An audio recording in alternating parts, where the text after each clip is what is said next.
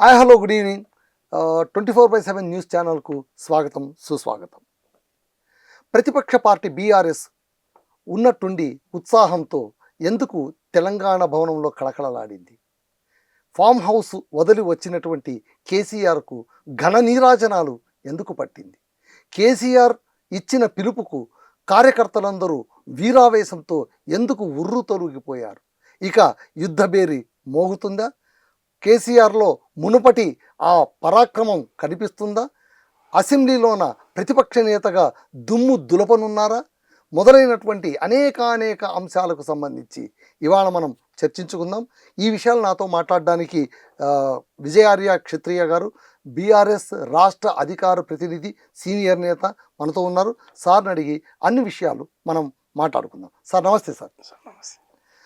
Sir, BRS 25 ఏళ్ల రజతోత్సవ పండగ ఏడాది పొడవునా నిర్వహించాలని కేసీఆర్ గారు పిలుపునిచ్చారు.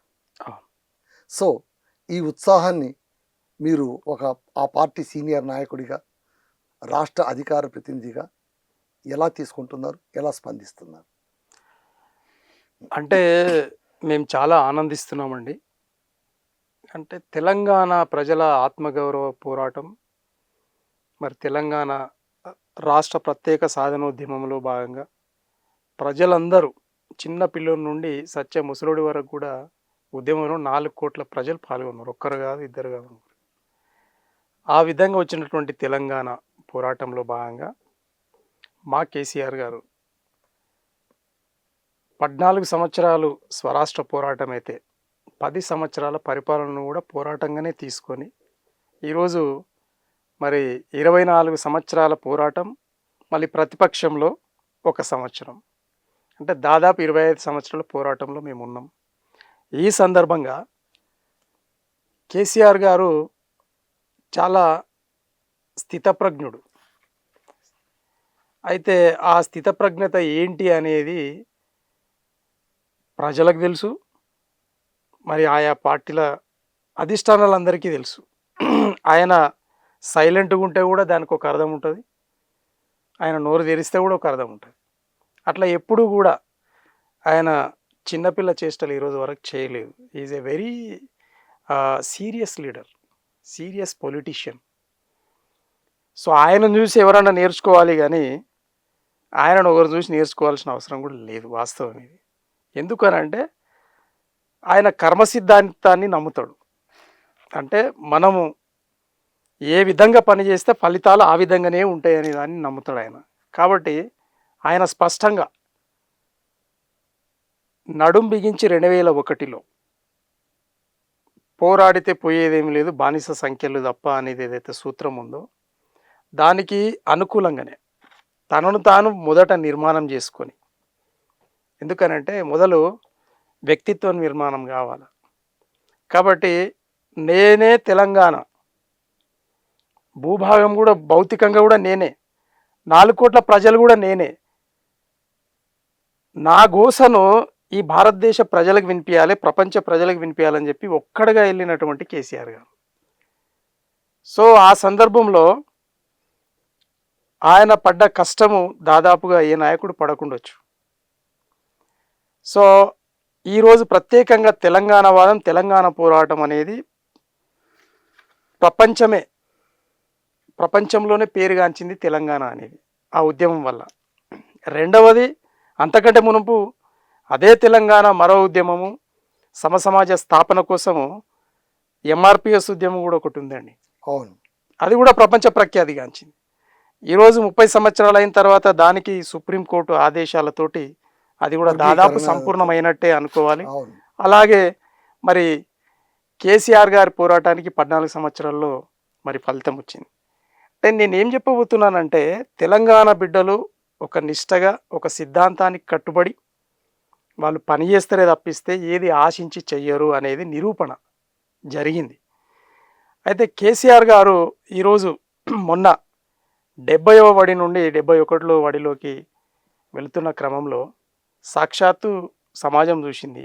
ఎక్కడ కూడా పండగలు చేయాలని ఎవరు చెప్పలేరు, కానీ స్వయంగా ప్రజలే తమంతకు తాము గ్రామాలలో కేకులు తెచ్చుకొని కట్ చేసి, గ్రామ స్థాయిలో కానీ మండల స్థాయిలో కానీ, అసెంబ్లీ స్థాయిలో కానీ, అలాగే జిల్లా స్థాయిలో కానీ, రాష్ట్ర స్థాయిలో కానీ. అయితే ఆయన వాస్తవంగా ఏ నాయకుడైనా కూడా పార్టీ ఏర్పాటు చేసుకొని సంతోషాన్ని పంచుకుంటారు. కానీ కేసీఆర్ గారు నా పుట్టినరోజుకు ఏం పెద్ద ప్రత్యేకత ఉంది, నాకేం అవసరం లేదని చెప్పి ఆయన ఇంట్లో కూర్చుంటే మొత్తం వ్యవసాయ క్షేత్రము జనసంద్రమైంది. బండ్లు పెట్టనీకే, జనాలు పోనీకే సందులేని పంచాయతీ. పెద్ద పెద్ద నాయకులు సప్పుడు దాకా నిలబడినట్టే కూర్చొనికి కూడా జాగలేదు. కుర్చీలు లేవు.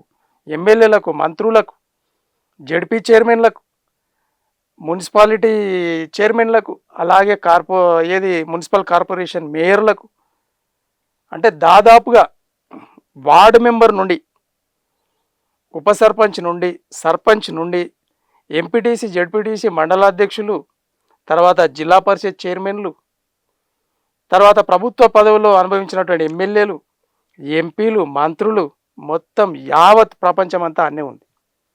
అలాగే పార్టీలో ప్రతి పదాధికారి, కార్యకర్త కూడా వ్యవసాయ క్షేత్రానికి వచ్చారు. Okay sir. దాన్ని చూసి ఈరోజు ప్రభుత్వం ఏం అబ్జర్వ్ చేయాలంటే, మేము అబద్ధాలు చెప్పి వచ్చినామా, నిజాయితీ చెప్పి వచ్చినామా, కానీ ప్రజలు బ్రహ్మరథం మరి కేసీఆర్ గారికి ఎందుకు పడుతూ ఉన్నారు? ఆయన మన ప్రజలకు మందు పెట్టిండా? పెట్టలేదు కదా.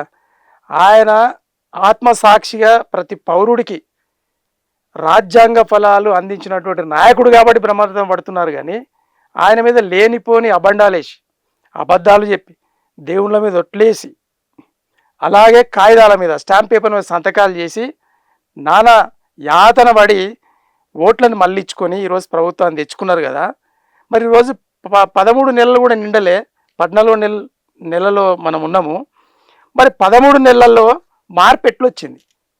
ఆయన ఏమన్నా అన్నాడా? ప్రభుత్వాన్ని ఏమనలేదే. ఏ రోజు అసెంబ్లీలో వచ్చి తూర్పార పట్టలేదే. మరి సైలెంట్ మోడ్లో ఉన్నాడు కదా.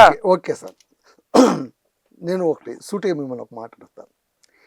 25 ఏళ్ల ప్రస్థానంలోన ఒక ఉద్యమ నేతగా నుంచి ఒక రాజకీయ నేత ఉద్యమ నేతగా మారి, ఉద్యమ నేత మళ్ళీ రాజకీయ నేతలాగా పరావర్తనం చెంది, ఈ సంపూర్ణ ప్రయాణంలోన కేసీఆర్ మారిన నాయకుడా, మారని నాయకుడా? మారని నాయకుడు. అంటే ఏం మార్చుకోలేదు ఆయన. అంటే ప్రతి నాయకుడికి కూడా అన్ని సందర్భంలో మారని సందర్భాలే ఉండవు కదా. జీవితంలో నడుస్తున్న కొద్దీ, అనుభవం చెప్తున్న కొద్దీ, అనుభవ పాఠాలు గ్రహిస్తున్న కొద్దీ మన అడుగులు కొత్తగా పడాలి, మనం కొత్తవి నేర్చుకోవాలి. అది ఎవరు చెప్పినా, ఎలా చెప్పినా. మరి ఈ చెప్పిన మాటలు వినేటువంటి తత్వాన్ని ఆయనలోనే మీరు ఏమైనా గ్రహించారా? ఆయన ఏమైనా నేర్చుకున్నట్టు, అంటే నేర్చుకోవడం ఎప్పుడు చిన్నతనం అయితే కాదండి, నేర్చుకున్నట్టు మీకు కనిపించిందా? లేదా సర్వజ్ఞుని కాబట్టి నాకు చెప్పేది ఏముంది, నేను నడిచిన బాటే రాచబాట, నాదారే రహదారి అనుకునే తత్వంలోన ఆయన అడుగులేస్తున్నట్టు మీకు అనిపించింది? మీ ప్రశ్నలు చాలా సుస్పష్టమైనవి, చాలా గొప్ప ప్రశ్నలు అవి మామూలు జర్నలిస్టులకు వచ్చే ప్రశ్నలు అయితే కావు. సూటి జవాబు ఏంటంటే, తత్వవేత్తలు ఎప్పుడు కూడా మారరండి. ఆయన తెలంగాణ తత్వవేత్త. తెలంగాణకి ఏం కావాలి, ప్రజలకి ఏం కావాలి, వీటిని అటువైపు ఎట్లా మళ్ళీ వేయాలనేది తెలిసిన నాయకుడు ఆయన. ఈరోజు మీకు సింపుల్ థింగ్ చెప్తా.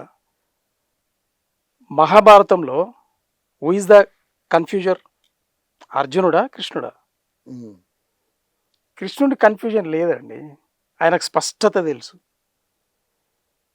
అర్జునుడికి స్పష్టత లేదు, యుద్ధం చేసేవాడికి స్పష్టత లేదు ఏం చేయాలని.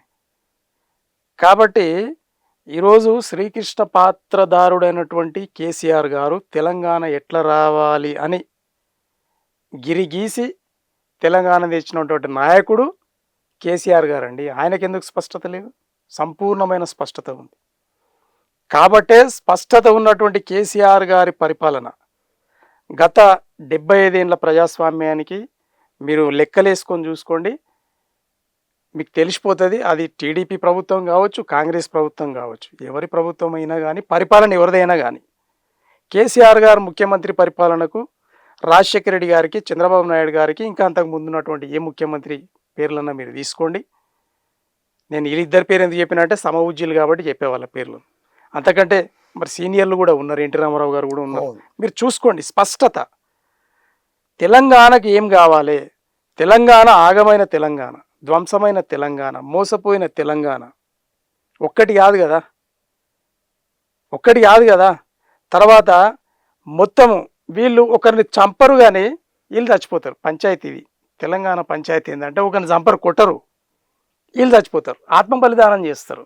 ఎందుకంటే చాలా మంచోళ్ళు, చాలా మంచి వ్యక్తిత్వం తెలంగాణ ప్రజలది. ఈరోజు విద్యుత్తు లేక, నీళ్లు లేక గోసపడతా ఉంటే ఇదే తెలుగుదేశం ప్రభుత్వం, ఇదే కాంగ్రెస్ ప్రభుత్వం, ఆనాటి ప్రభుత్వాలు ఏం చేసినాయి? ఏం ప్రయత్నాలు చేసినాయి? అందుకే కదా తెలుగుదేశం పార్టీని వదిలిపెట్టి, పదవిని వదిలిపెట్టి, ఈ తెలంగాణ ఇట్లయితే బాగ్గాదరా భయ్, నేను తెగించి పోరాటం చేసి వీళ్లకు ఒక రాజ్యాన్ని సృష్టిస్తే తప్పిస్తే, ఆ రాజ్యాన్ని మళ్ళీ నేను ఏల్స్తే తప్పిస్తే దీనికి ఎవడు కూడా బాధ్యత వహించరని చెప్పి చాలా స్పష్టమైనటువంటి ఓకే. అంటే ఒక విధి విధానంతో ఆయన వచ్చి ఈరోజు ఆ పాయింట్లో కూర్చున్నాడండి. ఓకే. అంటే ఇప్పుడు ఆయన చాలా స్పష్టతతో ఉన్నాడు. ఆయనలో ఏ రకమైన గందరగోళం లేదు, గందరగోళం లేదు, అస్పష్టత కూడా లేదు, అస్సలు లేదు, అసందిగ్ధంగా కూడా లేరు. ఓకే. స్థితప్రజ్ఞుడు అని అందుకన్నా స్థితప్రజ్ఞుడు అంటే రాజకీయానికి అంతగా ఉండదండి. రాజకీయాల్లోన కొన్నిసార్లు ఆవేశపూరిత నిర్ణయాలు కూడా తీసుకోవాల్సి వస్తుంది. స్థితప్రజ్ఞతకు అది చాలా దూరంగా ఉంటుంది. సరే, దాన్ని కాస్త పక్కన పెడతాం. ఇప్పుడు ఒక ఉద్యమ పార్టీ నేతగా తెలంగాణ రాష్ట్రాన్ని సాధించాడన్న కృతజ్ఞతాభావంతోనే తెలంగాణ ప్రజలు ఇచ్చింది కాంగ్రెస్ అని తెలిసి కూడా తెచ్చింది కేసీఆర్ అని ఆయనకు పట్టం కట్టిన మాట వాస్తవం. ఒకసారి కాదు, 2 దఫాలుగా ఆయన్ని రాజుగా చేశారు. ఆయన దళిత ముఖ్యమంత్రిని చేస్తానన్న ఇచ్చిన మాటను కూడా మన్నించి, ఆయన ఏదో అనింటారు, అది నిజం కాదు, మనకు కేసీఆరే ముఖ్యమంత్రి కావాలి, ఈ రాష్ట్రం బాగుపడాలి అని ప్రజలు ముక్తకంఠంతో ఆయన్ని ముఖ్యమంత్రిగా చేశారు. ఈ 10 ఏళ్ల పాలన సుభిక్షంగా, సువ్యవస్థంగా ఉంటే ఎందుకు ఆయన ఇవాళ ప్రతిపక్షంలో కూర్చోవలసి వచ్చింది? Yes, exactly. సో కేసీఆర్ గారు ఆయన ప్రణాళిక 30 సంవత్సరాల ప్రణాళిక, కాన్సెప్ట్ బంగారు తెలంగాణ. దాంట్లో నీళ్లు, నిధులు, నియామకాలు ఇవి సిస్టమేటికల్గా ఒక్కొక్క బడ్జెట్లో ఏ దానికి ప్రత్యేక ప్రాధాన్యత ఇవ్వాలని చెప్పి సిస్టమేటికల్గా 30 years ప్రణాళిక అండి. దాంట్లో బ్రేక్ ప్రజలు ఎందుకు ఆయనను మరి 3వసారి అధికారం ఇవ్వలేదనే ప్రశ్నకు సూటి జవాబు ఏంది అని అంటే, కేసీఆర్ గారు నిజంగా కూడా భగీరథుడు అనడానికి మనం సంకోచించాల్సిన అవసరం లేదు. తెలంగాణకి ఏం కావాలి? మొట్టమొదలు నీళ్లు కావాలి. నీళ్లు కావాలంటే ఏం కావాలి? మళ్ళీ విద్యుత్ కావాలి. ఆయన ఫోకస్ నీళ్లు అండ్ నిధుల మీద ఫోకస్ చేయడం జరిగింది. దాన్నే తపస్సు అంటున్నాను నేను.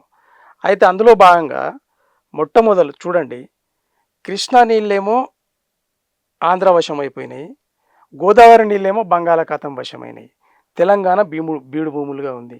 అసలు దీనికి ఏమన్నా తెలుగుదేశం దగ్గర కానీ, భారతీయ జనతా పార్టీ దగ్గర కానీ, లేదు కాంగ్రెస్ దగ్గర కానీ ఏమైనా ప్రణాళిక ఉందా? ఉందే అనుకుందాం. ఎందుకు చేయలే? ప్రభుత్వాలు మీ ఇంతకుముందు ఉన్నాయి కదా. కేసీఆర్ గారు ఎందుకు చేసిర్రు?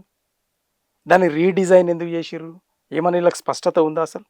దాన్ని ఏమంటారు? డబ్బుల కోసం, కాంట్రాక్ట్ల కోసం, లక్షలాది కోట్లాది రూపాయలను దోపిడీ చేయడం కోసం రీడిజైన్ చేసిండ్రు, రీఇంజనీరింగ్ చేసిండ్రు అనడము ఎంతవరకు ఇది?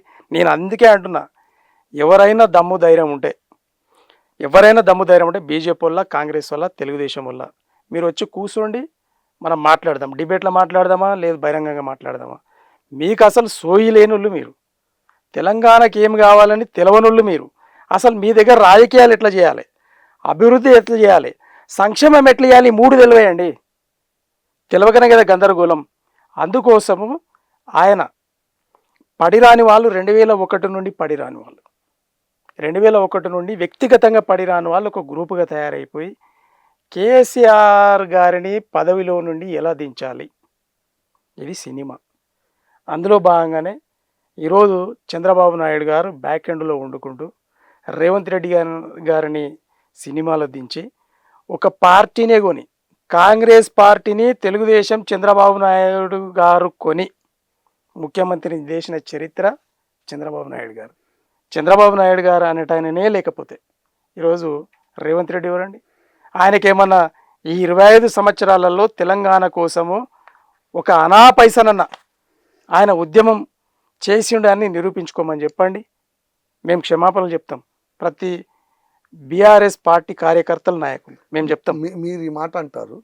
రేవంత్ రెడ్డి గారు మీడియా సాక్షిగా చాలా ఆగ్రహం వ్యక్తం చేస్తూ ఆయనేంటి గురువు, నేనేంటి శిష్యుడు, మేము సహచరులం మాత్రమే అని ఆయన అన్నారు. అందుకోసమే నేను ప్రత్యేకంగా ఆయనకి పెట్టిన పేరు ఏంటంటే తెలంగాణ ఔరంగజేబు అన్న.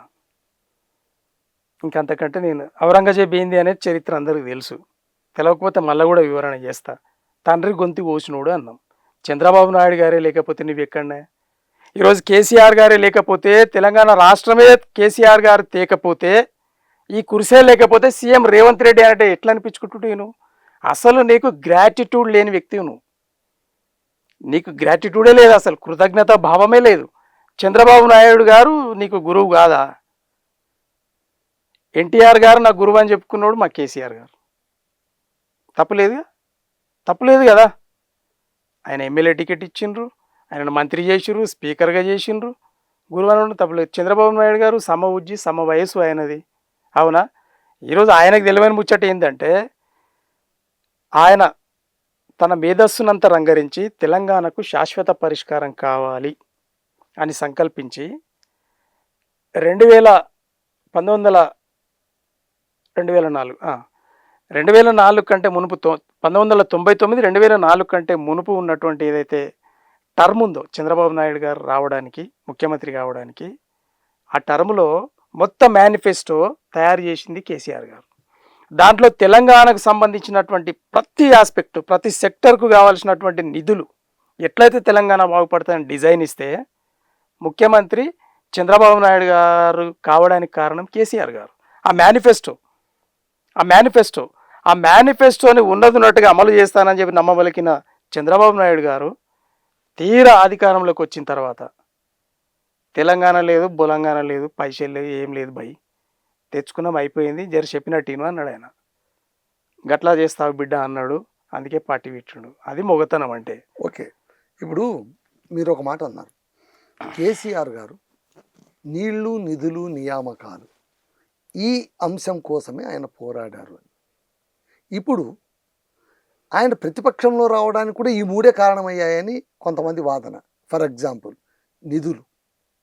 ఒకప్పుడు మిగులు ధనిక రాష్ట్రంగా ఈయన చేతికి అప్పచెప్తే అప్పుల కుప్పగా మార్చాడని అటు కాంగ్రెస్ అంటుంది, అప్పుల కుప్పగా మారిందని మీ పార్టీ వాళ్ళు కూడా అంటున్నారు. ఒకప్పుడు అంటే ఏంటి, కాంగ్రెస్ వచ్చాక కానీ అప్పుడు మిగులుగా ఉండింది, ఇప్పుడు అప్పులుగా అయితే మారిపోయింది. ఎప్పుడు 10 ఏళ్ల తర్వాత అప్పచెప్పినప్పుడు కూడా అప్పులే ఉన్నాయని అంటున్నారు. నిధులు, నీళ్ల విషయంగా వస్తే కాళేశ్వరం ప్రపంచమంతా గర్వించదగ్గ తెలంగాణ ఆత్మగౌరవాన్ని నిలబెట్టి అతిపెద్ద ప్రాజెక్ట్ అని ప్రతిష్టాత్మకంగా నిర్మించితే పిల్లర్లు ఎక్కడ వేయాలో కూడా తెలియకుండా కుంగిపోయేలా చేసిన వారు కేసీఆర్. ఇంజనీర్ల మాట వినలేదు, వినదలుచుకోలేదు, తనే ఇంజనీర్గా ప్రవర్తించారట అని ఒక వాదన. నియామకాలు, డిఎస్సి నోటిఫికేషన్, గ్రూప్ నోటిఫికేషన్ అన్నిట్లో కూడా తడబాటు, తత్తరబాటు, తప్పుటడుగులు. ఈ మూడింటి వల్లనే బీఆర్ఎస్ ఇవాళ ప్రతిపక్షంలో కూర్చోవలసి వచ్చింది అని కొంతమంది అంటున్నారు. దానికి మీరు ఆ పార్టీ నాయకుడిగా మీ సమాధానం ఏంటి? అయితే ఎప్పుడు కూడా ముఖ్య నాయకుడు నిర్మాణంలోనే ఉంటారండి. ముఖ్య నాయకులు నిర్మాణంలో ఉంటారు. తక్కిన వాళ్ళందరూ ఏం చేయాలి అంటే దాన్ని దృష్టిలో పెట్టుకొని ప్రజలకు ఏం జరుగుతుంది అనే స్పష్టత ఇవ్వాల్సిన అవసరం ఉంటుంది. మా పార్టీ ఎమ్మెల్యేలు, మా పార్టీ ఎంపీలు, మా తక్కిన అందరు నాయకులు వాళ్ళ పెద్ద ఆరోపణ ఏంటి అంటే కేసీఆర్ గారు అంటే లోపటి ఆరోపణ, అది బహిర్గతమైంది కూడా. ఎట్లా బహిర్గతమైంది? పార్టీ మారిన ఎమ్మెల్యేలు కేసీఆర్ గారి మీద చేసినటువంటి ఆరోపణలలో ఒక ఏ స్పష్టత వచ్చింది. పార్టీలోనైనా ఇది సహజమే. Yes, దాన్ని yes. పెద్దగా ఎవరు స్పష్టత వచ్చింది. పట్టించుకుంటారు? స్పష్టత వచ్చింది. వాళ్ళు ఏమన్నారంటే మాకు అపాయింట్మెంట్స్ కూడా లేవు కలవడానికి అనేది ఒక పెద్ద ఆరోపణ చేసిండ్రు. ఇందులో సార్ కేసీఆర్ గారిని కలిసి వీళ్ళు ఏం చేస్తారండి? కేసీఆర్ గారిని కలిసి ఏం చేస్తారు? ఫోటో దిగనికనా? కాదు కదా. నీ బాధ్యత ఏంది? నువ్వు ఎమ్మెల్యే, నీ పార్టీ ప్రభుత్వం ఉంది, ప్రభుత్వ ఫలాలన్నింటినీ కూడా బడ్జెట్ని అన్నీ కూడా అలొకేషన్ 119 నియోజకవర్గాలకు పంపించేసిన తర్వాత ఆ డబ్బును సరి అయిన విధి విధానంతో ఖర్చు పెడుతూ ప్రజలకు సేవ చేయాల్సిన బాధ్యత ఎమ్మెల్యేలది. ఏం సార్, కేంద్ర ప్రభుత్వం నుండి వచ్చినటువంటి బడ్జెట్ను సరిసమానంగా పంపకాలు చేస్తూ ఆ ప్రజలకు సేవ చేయాల్సిన బాధ్యత పార్లమెంటు సభ్యులదండి. ఇది కదా స్పష్టత. దీనికి అపాయింట్మెంట్స్కి ఏమైనా సంబంధం ఉంటుందా? మీరు చెప్పండి. ఆటోమేటిక్ అన్ని పవర్స్ అన్నీ అలొకేషన్ అయిపోయింది. ఎవరి పదవులు వాళ్ళకి ఇవ్వబడ్డాయి, ఎవరి బాధ్యత వాళ్ళకి ఇవ్వబడ్డది అన్నప్పుడు ఆ బాధ్యత సక్రమంగా నిర్వహించకుండా కేసీఆర్ గారు మాట్లాడడానికి మాకు కలవనికి ఇస్తలేరు అని అంటే హాస్యాస్పదం. ఈరోజు మీరు చెప్పండి, కేసీఆర్ గారు అంటే ముఖ్యమంత్రి, కేసీఆర్ గారు అంటే అధిష్టానమే, కానీ పార్టీ అధిష్టానంలో ఒక్కరుంటారా అండి? ఒక్కరుంటారా? దానికి మండలి ఉంటుంది కదా, మంత్రి మండలి ఉంటుంది కదా, అధిష్టానంలో ముఖ్య నాయకులు ఉంటారు కదా. వాళ్ళ అనుమతి లేనిది మేనిఫెస్టో పాస్ అవుతుందా? వాళ్ళ అనుమతి లేనిది బిల్లు అక్కడ అసెంబ్లీలో పెడతారా? విచిత్రమైన పరిస్థితి ఏంటంటే వీళ్ళు ఎటు తిరిగిగా ఈయన బోలాశంకరుడు కేసీఆర్ గారు, అవునా? ఏమన్నా కూడా పడతాడు బై. ఆయనంత తెలివైన వాళ్ళు ఎవరు లేరంటారు మీరు బోళాశంకర్. అట్లా కాదండి, బోలాశంకరుడు అంటే తెలివైనోడు కాదు కదా. తెలివైనోడు, అందరికంటే తెలివైనోడు ఆయన్ని. అయితే విచిత్రం ఏంటంటే చిన్నోని కాడికి వెళ్ళి పెద్దోని దాకా తిట్టినా కూడా అరే వాళ్ళకి తెలవక తిడుతురు పోయి పోనీ బాయ్ అని చెప్పి వదిలేసినోడే కానీ ఎప్పుడు పట్టింపులు. ఉదార స్వభావం, ఉదార స్వభావంతో ఆయన ఉన్న వ్యక్తే కానీ ఎవరిని పట్టించుకోలేదు. అయితే వెనక ఉన్న వాళ్ళు చేసినటువంటి తప్పులన్నిటినీ దాన్ని విషంగా అంట నేను. గరళాన్ని గొంతులో పెట్టుకున్నటువంటి శివుడు ఎవరైనా ఉన్నారంటే కేసీఆర్ గారు. ఎవరి తప్పులు? ఆనాడు ఎమ్మెల్యేలు, ఎంపీలు, తక్కిన పార్టీ నాయకులు పదవులు పొందుతూ చేసినటువంటి తప్పులన్నీ ప్రజలకి ఇంకా ఆయన ఎవరికి చెప్పలేగా. చేస్తే మావాడు చేసిన అనుకున్నారే తప్పిస్తే ఆయన ఎక్కడ కూడా స్పష్టత చేయలే. కానీ కేసీఆర్ గారు తప్పు చేసిరని చెప్పి పార్టీలు మారిన వాళ్ళు చెప్తూనే ఉన్నారు. ఇదైతే స్పష్టత కదా. అంటే మేము ఏమంటున్నామంటే ఒక దగ్గర ఉన్నప్పుడేమో దేవుడు అని కొలిసి, జరసేపు దూరం కాగానే దయ్యం అని కొలిసే ఈ అంటే సహజం కాదు. ఈ మానవ స్వార్థపూరితమైనటువంటి మానవ గుణం ఉంది చూడండి, దాన్ని నమ్ముకొని నిజమైన నాయకులు ఎప్పుడు కూడా రాజకీయాలు చెయ్యరు. కాబట్టి కేసీఆర్ గారికి ఎప్పుడు కూడా జనాల దృష్టి ఉంటుంది, కానీ మా ఎమ్మెల్యే గారు ఉంటుండా పోతుండా, మా ఎంపీ గారు ఉంటుండా పోతుండా, ఎవడేం చేస్తుండే ఆయనకి అవన్నీ పట్టింపులు ఉన్నాయండి. వాస్తవాలు ఇవి. ఉన్నోడు ఉంటాడు నా ఎంబడి, పోయినోడు పోతాడు. పోయినోని బతిమలాడాల్సిన అవసరం లేదు, ఉన్నోని పోరబోయాల అవసరం లేదు. ఎవడు బాధ్యత సక్రమంగా నిర్వహిస్తే వాడే నాయకుడు, ప్రజానాయకుడు అని నమ్మిన సిద్ధాంతకర్త కేసీఆర్ గారండి. అన్నప్పుడు ఆయనకు ఓట్లు రాకపోవడానికి కారణమైందంటే అబద్ధపు ప్రచారాన్ని తిప్పికొట్టలేకపోయినరు ఎవరు? మా ఎమ్మెల్యేలు, మా ఎంపీలు.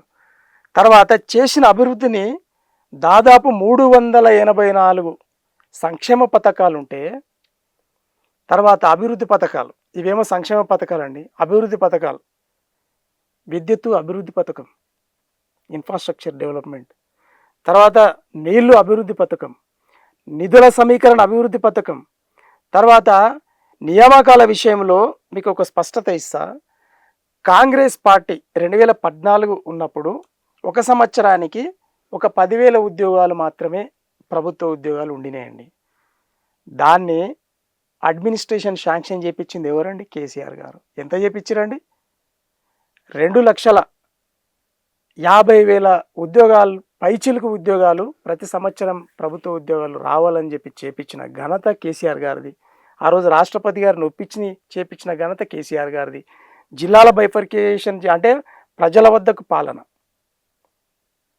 వద్దకు పాలన కావాలి అని అంటే పెద్ద జిల్లాలను ఒక 4 జిల్లాలకు విభజిస్తే చాలా ఖచ్చితత్వంతో పనిచేస్తారు, ఆ ప్రాంతం అభివృద్ధి చెందుతుంది అని సంకల్పించినోడు కేసీఆర్ గారు. ఈరోజు మీరు దానికి ఉదాహరణ మీకు చెప్తా. ప్రజల వద్ద పాలన వల్లనే ఈరోజు ప్రతి గ్రామంలో ప్రతి ఎకరాకు 30 నుండి 50 లక్షలు పలుకుతూ ఉంది. ఈరోజు ఒకవేళ రైతు తన కష్టకాలం వస్తే ఆ భూమిని అమ్ముకొని తాను బతికే పరిస్థితి ఈరోజు కేసీఆర్ గారు కల్పించారండి. వేరేలకు సోయిందా? నీళ్ళ విషయంలో కాంగ్రెస్కి సోయలేదు. ఈరోజు ప్రాజెక్టు 1975లో గోదావరి ఏదైతే డిస్ప్యూట్ ట్రిబ్యునల్ ఉన్నదో, మరి గోదావరి ట్రిబ్యునల్ ఒక సుస్పష్టత ఇచ్చింది. ఏమని? మీరు ఇక్కడ తుమ్మిడిహట్టిలో మీరు కట్టుకోవచ్చు బ్యారేజ్ అని స్పష్టత ఇచ్చింది.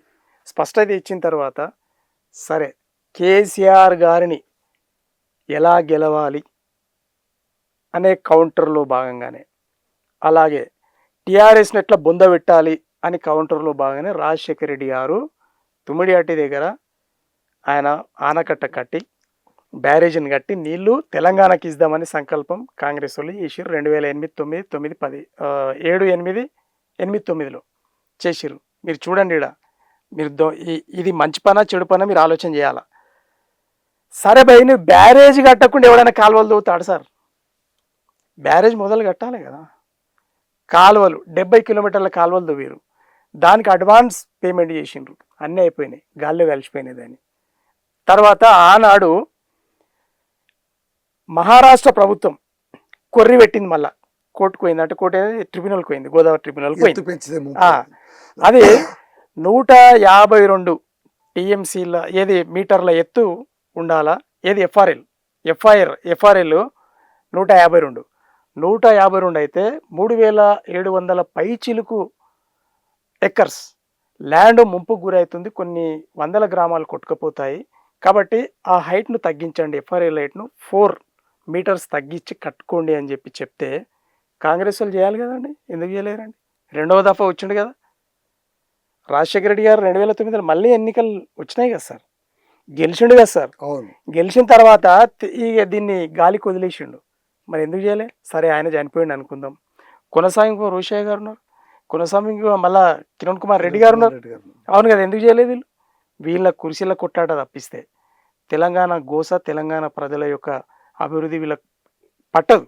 కాబట్టే దీన్ని మర్చిపోయి దానికి అక్కడనే వదిలేసిరండి. 70 కిలోమీటర్ల ఏది కాలువదవీరు, ఆ బ్యారేజ్ అట్టనే ఉంది పెండింగ్. దాన్ని కేసీఆర్ గారు, అందుకే కేసీఆర్ గారిని తెలంగాణ భగీరథుడు ఎందుకంటారంటే, మిషన్ కాకతీయ, మిషన్ భగీరథ ఏదైతే ఉందో ఈ కాన్సెప్ట్లు బ్రహ్మాండమైన కాన్సెప్ట్.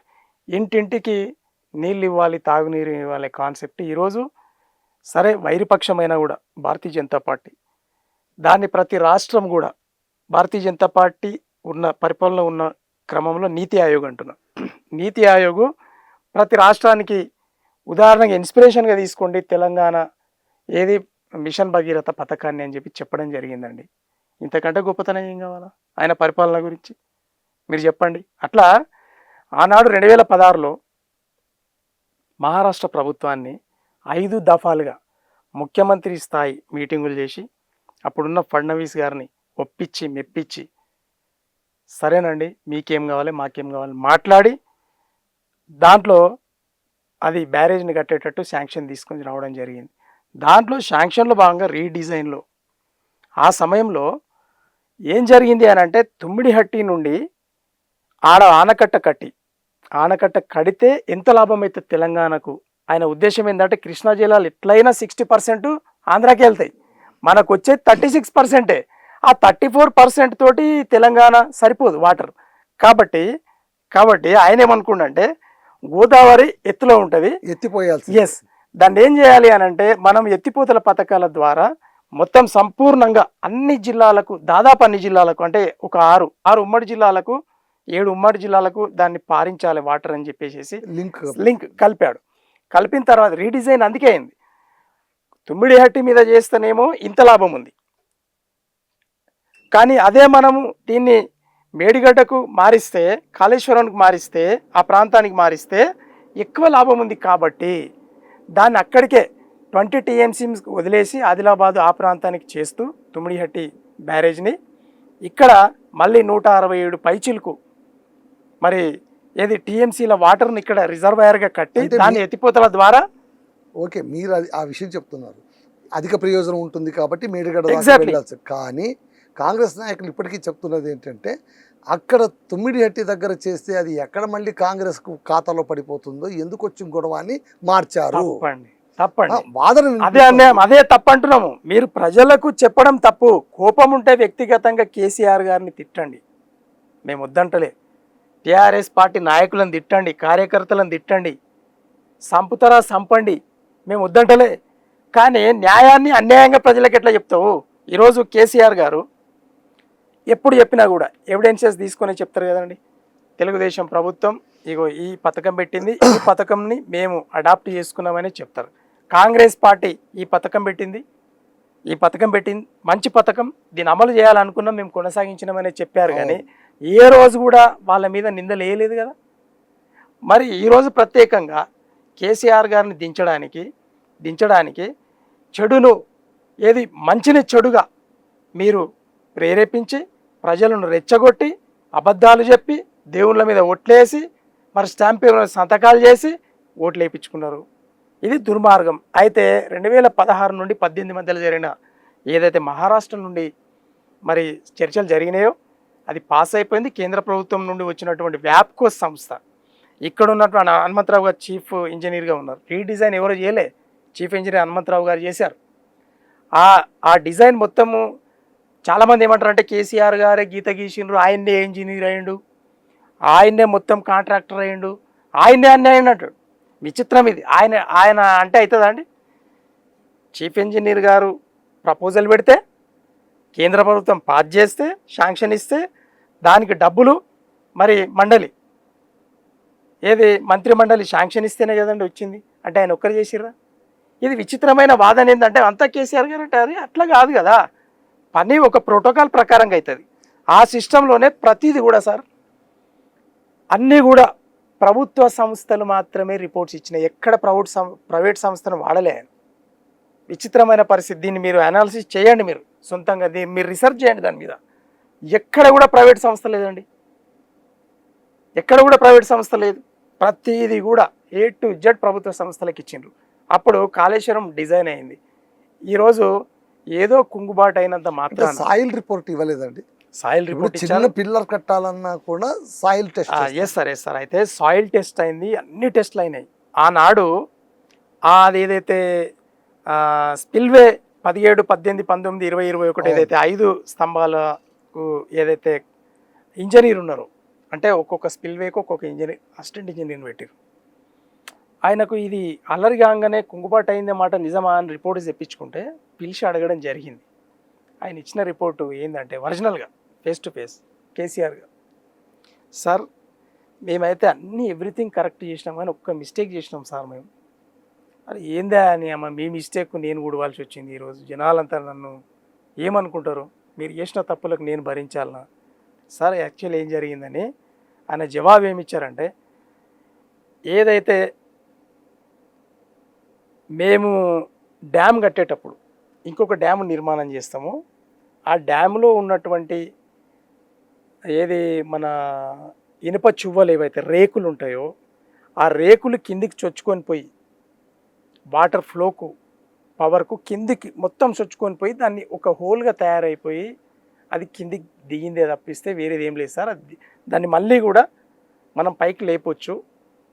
ఇట్లా ప్రపంచవ్యాప్తంగా కూడా ఇటువంటి డ్యామేజెస్ జరిగిన దాంట్లో దాని రిపేర్స్ అంటే దట్ ఈజ్ రిపేరబుల్ అయితే దాన్ని రిపేర్ చేయొచ్చు సార్ అని ఆయన చెప్పిన మాట వాస్తవం అని మాకెప్పుడు తేలింది అని అంటే, వీళ్ళు చేపించారు కదా, వీళ్ళు సర్వే చేపించారు కదా సార్, దాంట్లో కూడా లిడార్ వ్యవస్థను పెట్టి చేపిస్తే రిపేరబుల్ అనేది వెళ్ళిందండి. ఇంకేం చెప్పాలి అంటే ఆ రోజు మీరు ఎన్నికలప్పుడు ఈ వాదనను బలంగా వినిపించలేకపోయారు. అదే కదండి ఉన్న పంచాయతీ ఏంటంటే కన్ఫ్యూజన్ క్రియేట్ చేసిండ్రు. అంటే కేసీఆర్ గారికి ఒక ఐడియా అయితే వచ్చింటుంది కదా, వీళ్ళు కాంగ్రెస్ వాళ్ళు కావచ్చు, ప్రతిపక్షం వాళ్ళు కావచ్చు, మా పైన బురద జల్లడానికి ప్రయత్నిస్తున్నారు అన్న విషయం అయితే ముఖ్యమంత్రి గారికి, అప్పట్లో ముఖ్యమంత్రి కేసీఆర్ గారికి తెలిసిపోయి ఉంటుంది. ఎన్నికల సమయంలో ఏ చిన్న అవకాశం దొరికినా ఎవరు వదులుకోరు. అలాంటిది కాళేశ్వరం లాంటి పెద్ద ప్రాజెక్టు అసలు చెప్పాలంటే ఆ రోజు తెలంగాణ మొత్తం వింతగా చూసింది, అదేంటది కుంగిపోయిందా అని. అప్పుడు మీ తరఫు నుంచి బలమైన వాదన ఎందుకు వినిపించలేదు? మీకు ఏమైనా లేదు సార్. యాక్చువల్లీ కేసీఆర్ గారు ప్రజలు వీళ్ళ చెప్పుడు మాటలకు వినరు. ప్రజలకు నాకు మానసికమైనటువంటి మంచి పటిష్టమైన బంధువం ఉంది అని అనుకున్నారు. అక్కడ ఈ చెప్పుడు మాటలు విని 500 ఓట్లతోటి 1000 ఓట్లతోటి 1500 ఓట్లతో గెలిచిన ఎమ్మెల్యేలు ఉన్నారు. ఇప్పుడు 25 మంది. ఎన్ని ఓట్ల తేడా అండి? ఒక ఓటుతోటి గెలిచినా గెలిపే. బట్ మేమేం చెప్తున్నామంటే ఇది జరగదు అని అనుకున్నారు. ఆ సమయంలో ఏదైతే వీళ్ళు ఆరోపణలు చేశారో ఆరోపణలు ఒకవేళ ఈరోజు ప్రభుత్వం మాది ఉన్నా కూడా దాన్ని వెరిఫికేషన్ చేసేవాళ్ళమే కదా. ఇప్పుడు వాళ్ళు ఏం చేస్తారో మేము కూడా చేసేవాళ్ళం. ఎందుకు? కేసీఆర్ గారు అనేట ఆయన సుప్రీం ముఖ్యమంత్రి అన్నప్పుడు పనులు ఎవరికి అప్పచెప్పాము? కాంట్రాక్ట్ ఇచ్చాము. కాంట్రాక్టర్కు బాధ్యత ఉంది.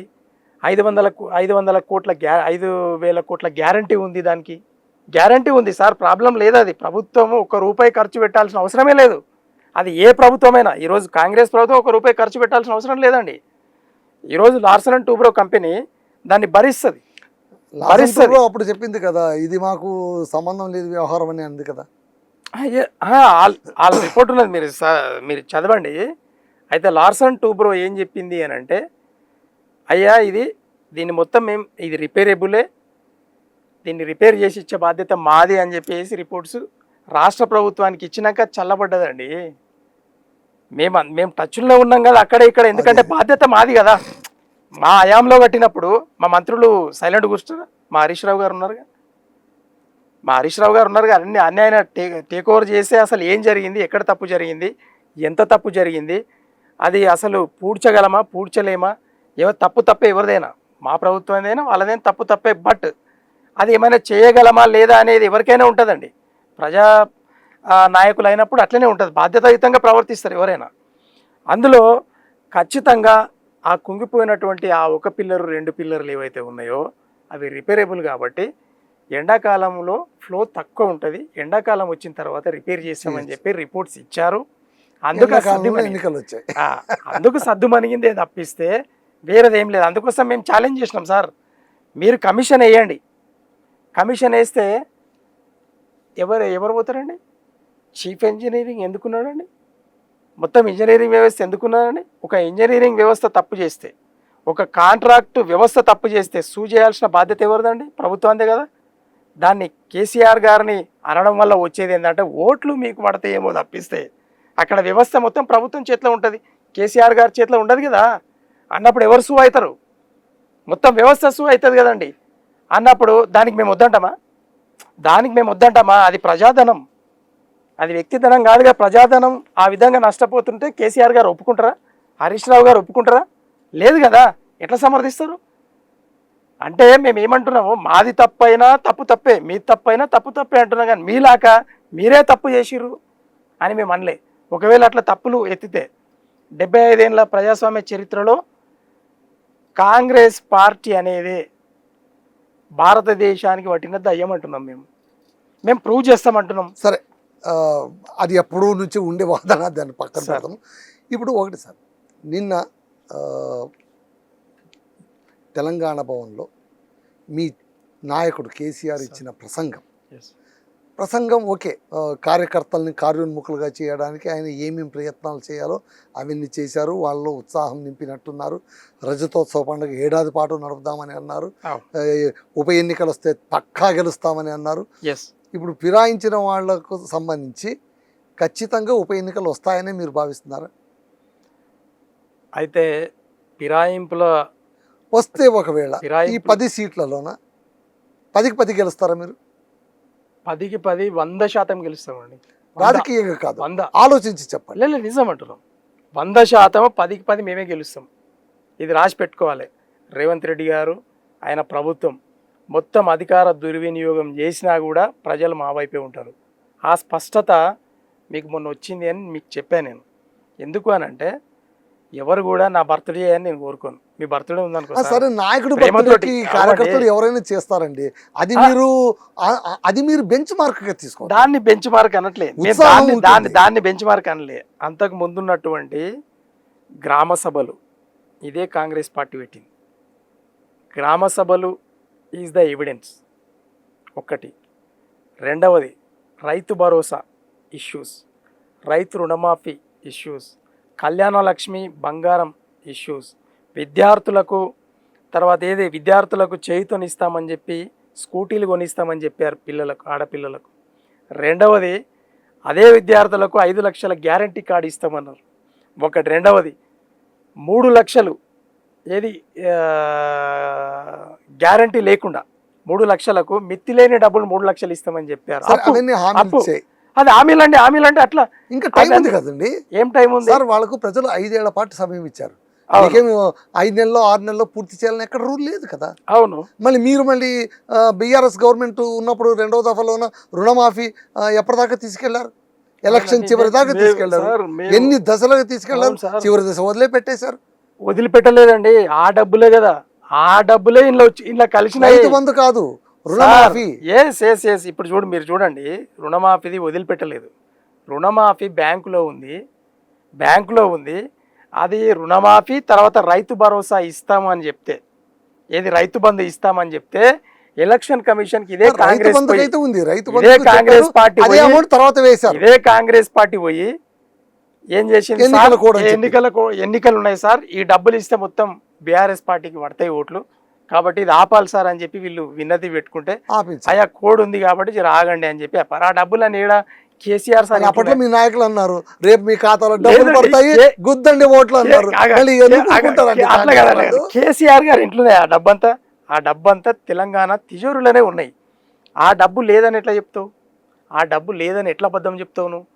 నీకు రైతు బంధు డబ్బులు అందులోనే ఉండే, తర్వాత రుణమాఫీ డబ్బులు అందులోనే ఉండే, మేము ఇవ్వలేదు, తర్వాత ప్రజలకు ఇవ్వాల్సిన సంక్షేమ పథకాల డబ్బులు అందులోనే ఉండే. ఈరోజు మీరు తప్పులో తడకగా మీరు ఏం చేసిరంటే మా మీద వైట్ పేపర్ ఇష్యూ చేసిరు. 7 లక్షల కోట్ల రూపాయలు అప్పు చేసిన వైట్ పేపర్ ఉంది. ఒరిజినలీ బడ్జెట్ రుణాలు అనేటివి ఉంటాయి సార్. బడ్జెట్ రుణాలు మేము చేసింది 3,17,000 కోట్ల రూపాయలు మాత్రమే అని చాలా స్పష్టంగా అసెంబ్లీ లెక్కలతో పాటుగా మా కేటీఆర్ గారు స్పష్టత ఇచ్చారు. మేము 3,17,000 కోట్ల రూపాయలు మాత్రమే అప్పు చేసినాం. తక్కినవన్నీ బడ్జెటేతర రుణాలు, అవి కార్పొరేషన్స్ కట్టుకుంటే దానికి మనకేం సంబంధం లేదు. దాంట్లో విద్యుత్ శాఖ ఉంది, కార్పొరేషన్ ఉంది, దాంట్లో సివిల్ సప్లైస్ కార్పొరేషన్ ఉంది, ఆర్టీసీ, ఇవన్నీ ఉన్నాయండి. అలాంటి వాటిది వాళ్ళే చేసుకుంటారు.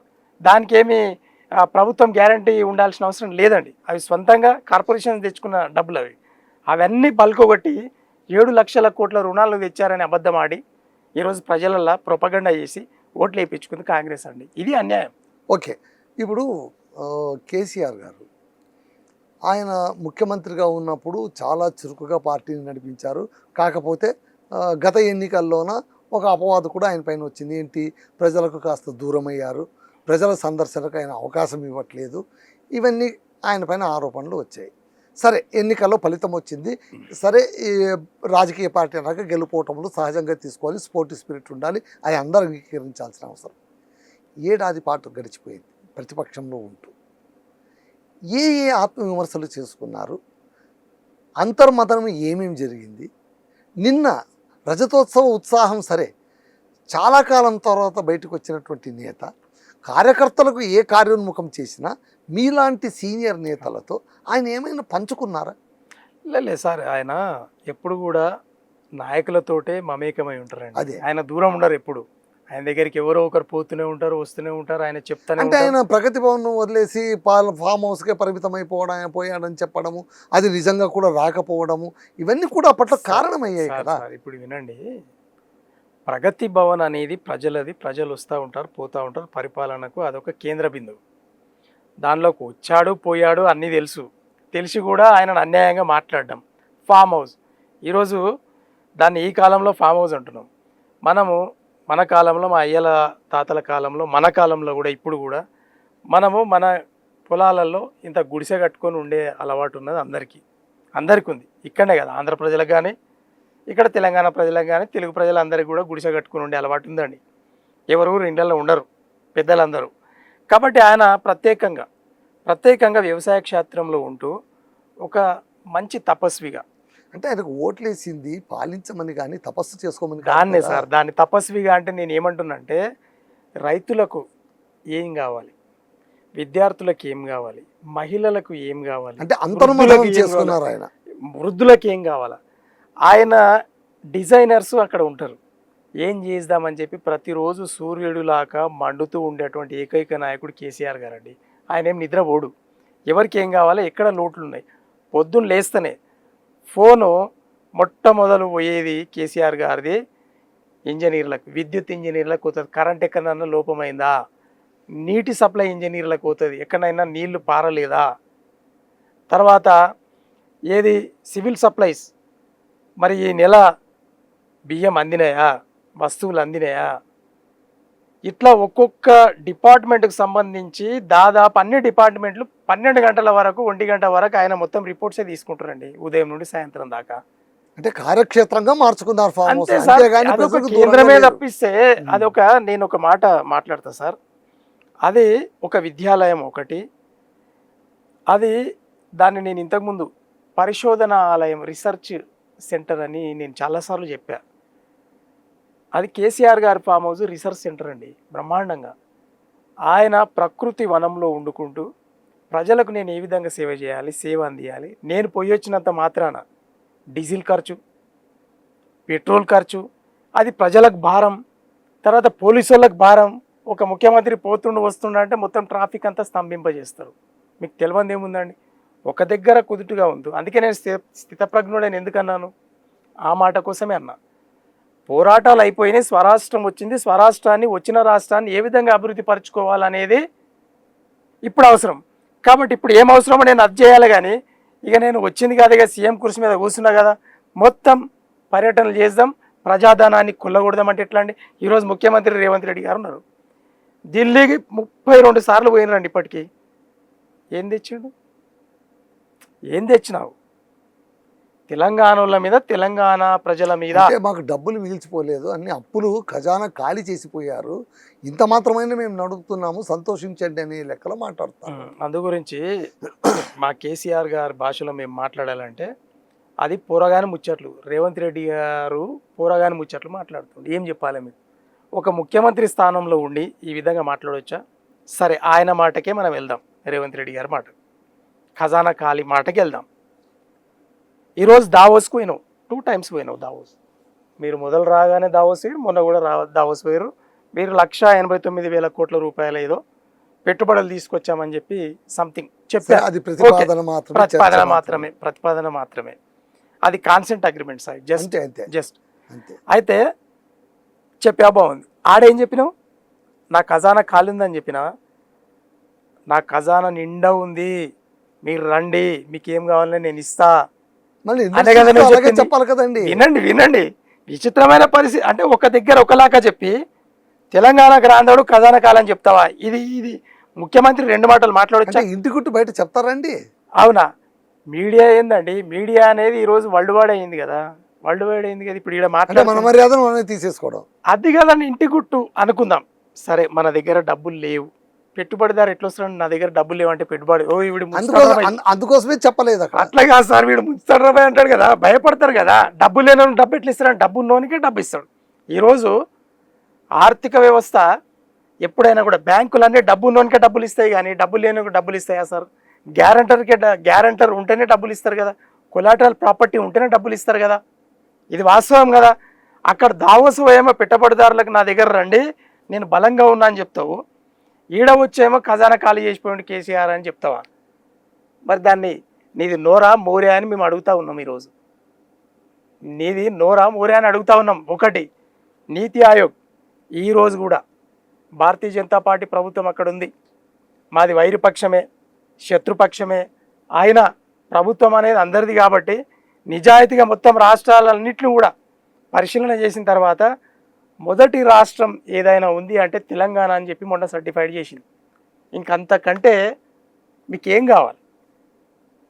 మీరు ఇప్పుడు బీజేపీ అంటున్నారు కాబట్టి ఒక మాట, నిన్న తెలంగాణ భవన్లో చంద్రబాబు నాయుడిని తిట్టిండు, కాంగ్రెస్ని అనిండు, బీజేపీని పల్లెత్తు మాట కూడా అనలేదు. ఇది ఏమైనా లోపాయకారిగా వాళ్ళిద్దరు ఒకటేనా అని కొంతమంది అంటున్నారు. భారతీయ జనతా పార్టీని మేము ఎదుర్కొన్నంత, మేము విమర్శించినంత ఎవరైనా విమర్శించిండ్రా? ఇప్పుడు నిన్న సరే మాట్లాడాలి కొన్ని మర్చిపోతే మర్చిపోవచ్చు సార్ అంతే దాన్ని కూడా కోట్ చేస్తే ఎట్లా ఇస్తారు మళ్ళీ ఉంటుంది కదా సార్ దాన్ని కూడా ఇప్పుడు quote అంత పెద్ద ఎత్తున ఒక జైజాంటిక్ పర్సనాలిటీ వచ్చి అసలు ఆయన కేసీఆర్ గారు కదిలి వచ్చారంటేనే రోడ్లు మొత్తం ఉత్సాహంతో నిలబడిపోయాయి. అవును మరి అలాంటప్పుడు ఆయన మాట్లాడే ప్రతి చిన్న మాట కూడా వైబ్రెంట్ గా వెళ్తుంది కదా. అవును అవును కాబట్టి అది కౌంటబుల్ గానే ఉంటుంది. అయితే సార్ మీరు నమ్మినా నమ్మకపోయినా 10 సంవత్సరాలు మోదీ గారికి అగెనిస్ట్ గా ఏకైక నాయకుడు భారతదేశంలో నిజంగా ఎవరైనా ఉన్నారంటే కేసీఆర్ గారు ఉన్నారు. అంటే అందుకే కేసీఆర్ అరెస్టులు కూడా జరిగాయి. కేసీఆర్ గారు ఉన్నారు. నీవు మాతోటి వస్తావా సస్తావా అని మోదీ అంటే నేను నీతోటి రాను రవే అన్నాడు. ఎందుకు రాను రవే అని అంటే నా జనాభాలో ఈడ క్రిస్టియన్లు ఉన్నారు, నా జనాభాలో ఈడ ముస్లింలు ఉన్నారు. నీవు ఎటు పోయి వన్ సైడ్ ఎత్తుకుంటావు కాబట్టి హిందువులు అనుకుంటూ మళ్ళీ మా అసద్ బాయ్ తోట దోస్తి కట్టి దేశం మొత్తం తిరుగుతావు కాబట్టి మాకు తెలియని రహస్యాలు ఏమున్నాయి. కానీ ఎవరు ఎటన పోని నేనున్నప్పుడు ఆ పార్టీ న్యాయమడి ఉంటుంది, నీవు ఉన్నప్పుడు నియమం ఉంటుంది. అవి లెక్క పెట్టుకోవాల్సిన అవసరం లేదు రాజకీయాలలో. ఎందుకు మరి రాజకీయ వ్యవస్థలో శాశ్వత శత్రువులు మిత్రులు ఎవరు ఉండరు కాబట్టి అవి వస్తూనే ఉంటాయి పోతూ ఉంటాయి అలయన్స్ అనేది. కానీ ప్రజలు నాకు ముఖ్యం. ప్రజలు నన్ను నమ్ముకున్నారు, ముస్లిం ప్రజలు నన్ను నమ్ముకున్నారు. నేను సెక్యులర్ అని డిక్లేర్ చేసిన కాబట్టి 100% నేను సెక్యులర్గానే ఉంటా, నీతోటి జతగట్టనని చెప్పారండి. అందుకే అది ఈరోజు మా కవితమ్మను ఈడీ కేసు పెట్టి అరెస్ట్ చేసింది మోదీ గారు. లేకపోతే మాకేం రిలీజ్ కూడా చేశారుగా, ఒప్పందం ప్రకారం రిలీజ్ కూడా చేశారు కదా. ఒప్పందమే సార్ సుప్రీంకోర్టులో వాదించి మేము సాక్ష్యం పలికి అయ్యా ఒకవేళ మా బిడ్డ తప్పు చేస్తే జైల్లోనే పెట్టండి, తప్పు చేయకుంటే మాత్రం వదిలేయండి అని చెప్పి మా అడ్వకేట్లను పెట్టుకొని మేము విన్నవించుకున్నాం. తప్పిస్తే మోదీ గారి పుణ్యం కాదు, లేకుంటే బెయిల్ కోసం పోరాడు. మోదీ గారి పుణ్యాన మాకేమున్నదండి. సుప్రీంకోర్టు ఏది చీఫ్ జస్టిసా మోదీ గారు? సుప్రీంకోర్టు చీఫ్ జస్టిస్ గారు అంటారు కదండి, ఈడీ సిబిఐ ఇవన్నీ కూడా సెంట్రల్ గవర్నమెంట్ పెంపుడు కుక్కలని అనేవాళ్ళు మనవాళ్ళే కదా. పెంపుడు కుక్కలే అవి, కానీ మేము సుప్రీంకోర్టుని అనలేగా. సుప్రీంకోర్టు కాదు కదా, జడ్జీలు కాదు కదా, న్యాయవాదులు కాదు కదా. మేము ఆ వ్యవస్థను మేము ఎప్పుడు కూడా కించెత్ మాట మేము అనలేదు కదా. మేము స్పష్టంగా ఉన్నాం. 163 రోజులు మా కన్న బిడ్డ జైల్లో ఉంటే కూడా విచలితుడు కానటువంటి నిష్ట కలిగిన నాయకుడు, నికార్సన నాయకుడు కేసీఆర్ గారు అండి. పోయిండా మరి? అంటే కడిగిన ముత్యం లాగా తిరిగి వస్తేనే నా బిడ్డ అవుతావు కానీ లేకపోతే లేదన్నట్టే కదండి దాని ఆన్సర్. మీరు గ్రహించాలి. అంటే ఇప్పుడు అది కేసుల నుంచి క్లీన్ గా బయటపడలేదు కదా. క్లీన్ అవుతాయండి, క్లీన్ అవుతాయి అంతే. అది క్లీన్ అవుతాయి మాకు తెలుసు అంతే. అంటే మేము అవినీతికి పాల్పడలేదు కదా అంతే. అంటే మళ్ళీ మరి మీరు పిడార్థంలోకి వెళ్ళకూడదు అంతే. అంటే సార్ మీరు పిడార్థం చేయొద్దు అంతే. తేలదు కవితమ్మ గారు ఏది తేలదండి. మేము చేస్తే కదా తేలేది, మేము చెయ్యలేదు తేలేదు, మాకు స్పష్టత ఉంది. కాబట్టే మా ధైర్యవంతురాలు కవితమ్మ గారు కూడా తండ్రికి పుట్టిన తనయ్యలాగా ధైర్యంతో ఉండి నిష్టగా బయటకు వచ్చినటువంటి కడిగిన ముత్యం మా కవితమ్మ. కేసీఆర్ గారు 10 ఏళ్ల పాటు అద్భుతంగా పాలించారు. ఉద్యమంతో పోరాడి తెలంగాణకు స్వేచ్ఛ స్వతంత్రం తెచ్చిన వ్యక్తిగా ఖచ్చితంగా ఆయనకుండే గుర్తింపు ఆయనకు ఉంటుంది. 10 ఏళ్ల పాటు పాలన కూడా సాగించారు. ఈరోజు తెలంగాణ భవన్లో 10 ఏళ్ల తర్వాత రాష్ట్రం ఏర్పడి పాలించిన తర్వాత కూడా మళ్ళీ ఆంధ్రద్రోహులు, ఆంధ్ర నాయకులు వస్తారు, వలస దోపిడి, ఇవన్నీ మాటలు పాత రికార్డు ఎందుకు వేయాలి? ఎవడు ఒప్పుకుంటారు? మంచి క్వశ్చన్ సార్. మీరు ప్రజలకు అది అవసరం ఉంది ఇప్పుడు. ఈరోజు తెలంగాణ స్వరాష్ట్రం వచ్చినాక 2014 జూన్ 2 తారీఖు ఆయన అనౌన్స్మెంట్ చేసిండు, మనది పాలి పంచాయతీ మాత్రమే, మనం శత్రువులం కాదు, తెలుగు బిడ్డలం, తెలుగు రాష్ట్రాలకు విడిపోదాం అనుకున్నాం, విడిపోయాం, వీడికి కథం. నేను ఆంధ్ర పార్టీలనేమన్నా ఆంధ్ర ప్రజలనైతే అసలు తిట్టలేదు, కానీ పరిపాలకులను నేను తిట్టినమాట వాస్తవం. నేను ఈ రోజు నుండి ఏమి అనను. ఎందుకు సార్ ఆంధ్ర వాళ్ళని అనలేదేం సార్? ప్రజలు బిర్యానీ పేడలాగా ఉంటుంది, తిండిని కూడా తిట్టినారు కదా సార్. ఎట్లా మాట్లాడతారు సార్ మీరు? అన్యాయంగా మాట్లాడతారు. ఇది మీరు కూడా ఆరోపణ చేస్తా ఉన్నారు. ప్రజలను ఒక్క మాట అనలే ఆయన. ప్రజలు అంటున్నారు, చెప్పండి మీరు. లేదు లేదు, ప్రజలను ఒక్క మాట అనలేదు, పరిపాలకులను అన్నమాట వాస్తవం. ఎమ్మెల్యేలను, మంత్రులను, ముఖ్యమంత్రులను, కేంద్ర మంత్రులను, ఎంపీలను అన్నమాట వాస్తవం. అయితే అది ఉద్యమ భాష, అది ఉద్యమ భాషలు ఉద్యమ అన్నాడు. భాష. అది పాలి పంపకాల కోసం అయిపోయింది, రాష్ట్రం వచ్చింది భయ్. ఈ రోజు నుండి 2 కళ్ళు నాకు, మనకు, అక్కడ ఆంధ్ర ప్రజలు కానీ తెలంగాణ ప్రజలు కానీ 2 కళ్ళ లాంటి వాళ్ళు. ఇప్పటి నుంచి అందరము పాలు నీళ్ళలాగా కలిసిపోవాలి, అవును. తెలంగాణను అభివృద్ధి చేసుకోవాలన్నాడు సార్. అవును. ఆ దాన్ని 10 సంవత్సరాలు తూచా తప్పకుండా పాటించిండు. ఇప్పుడు అంటే ఓడిపోయారు కాబట్టి మళ్ళీ గుర్తుకొచ్చింది. లేదండి, నో నో నో. ఇప్పుడు ఎందుకు ఆ మాటలు వస్తున్నాయనంటే ట్రయాంగిల్ ప్లాన్. ఎవరు ట్రయాంగిల్ అంటే, ఒకటి భారతీయ జనతా పార్టీ, రెండవది తెలుగుదేశం, మూడవది కాంగ్రెస్.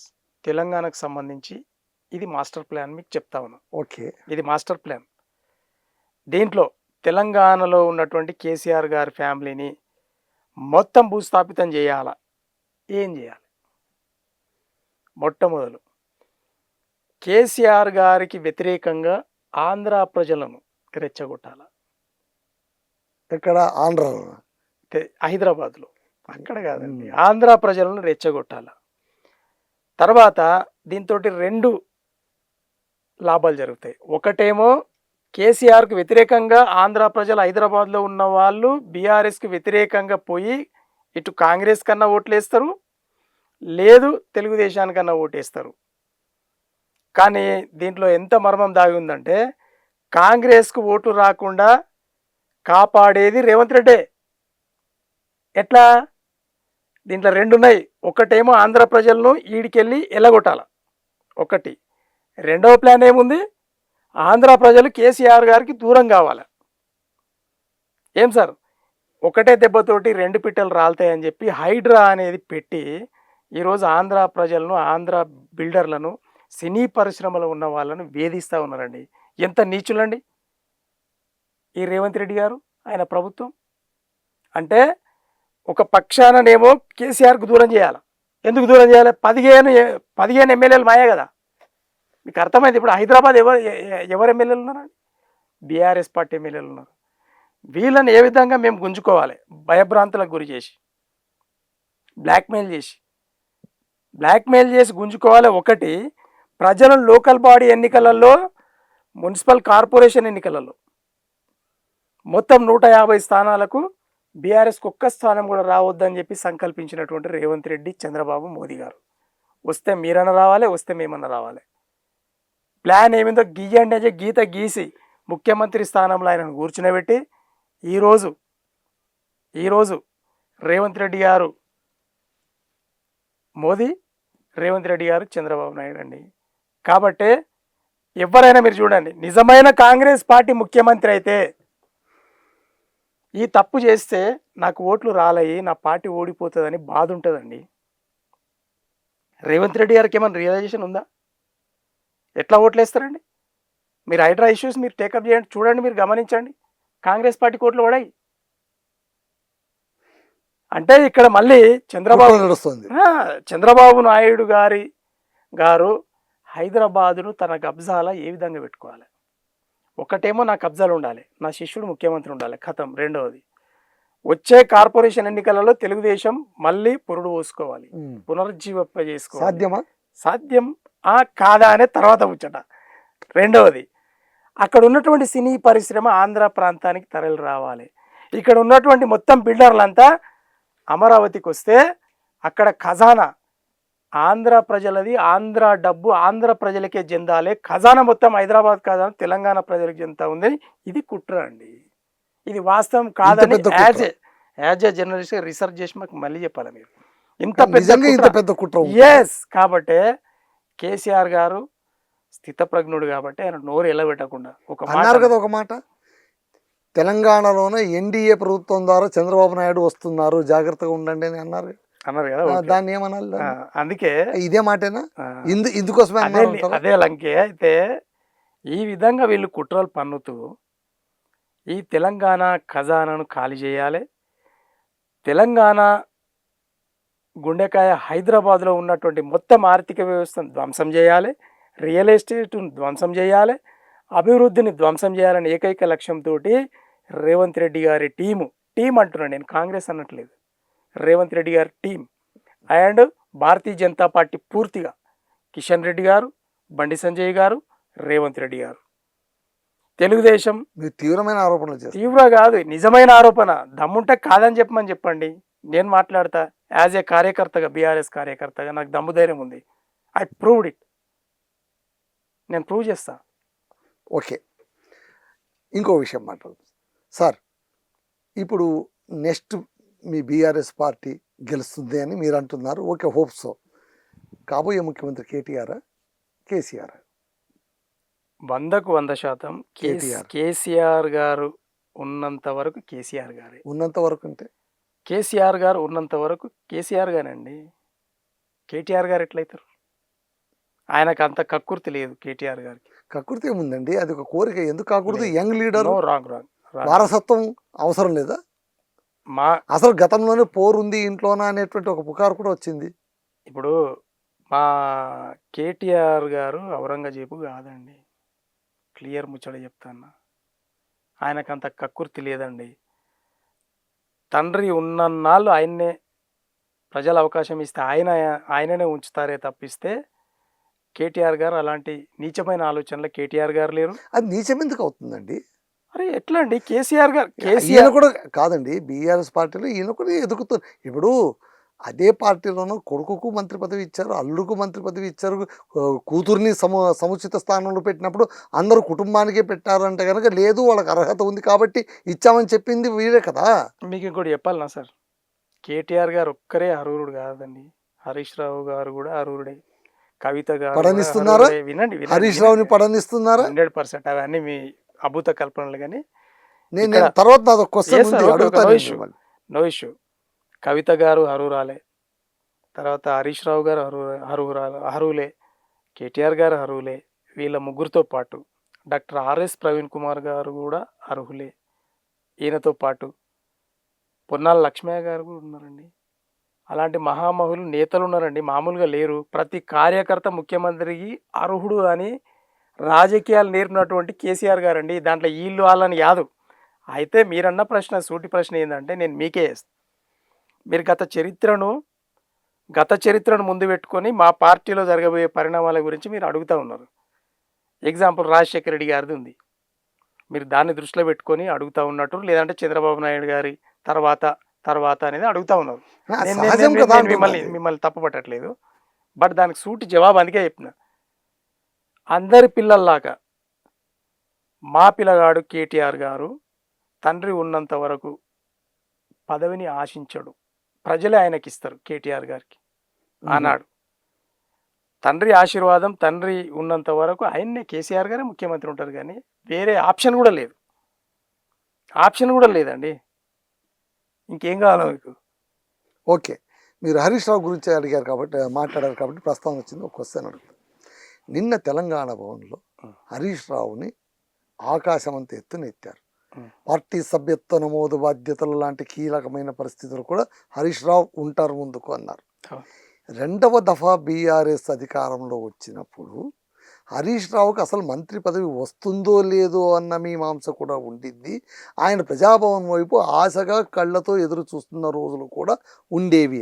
అంటే అధికారంలో ఉన్నప్పుడు హరీష్ రావుని అక్కడే పెడదాము, కష్ట సమయంలో వచ్చినప్పుడు రాబోయే నువ్వు మావాడివి ఎత్తు భుజానికే అని అందాము. అంటే ఆయన ఎత్తుటకు మాత్రం ఉన్నటువంటి కార్యకర్తనా, లేకుంటే బంధువా, లేకుంటే అల్లుడా అని ప్రజలు అనుకుంటున్నారు. దీనికి మీరేమంటారు ఒక సీనియర్ నేతగా? నేనేమంటా సార్, వాళ్ళ కుటుంబానికి సంబంధించి సరే వాస్తవంగా రక్త సంబంధం ఉంది కాబట్టి కుటుంబం అనాల్సిందే, బట్ వాళ్ళు సంపూర్ణమైన అర్హులు.